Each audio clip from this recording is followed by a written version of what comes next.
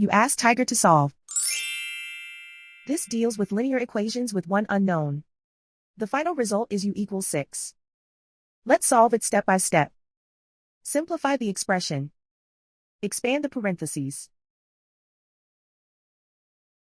Simplify the arithmetic.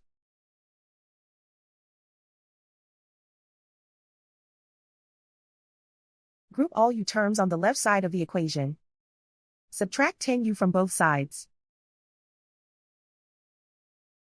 Group like terms. Simplify the arithmetic.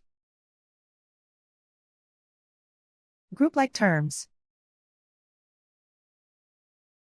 Simplify the arithmetic.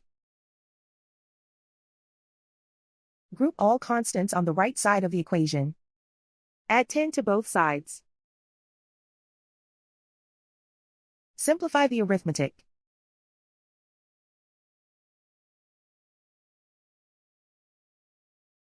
Isolate the u.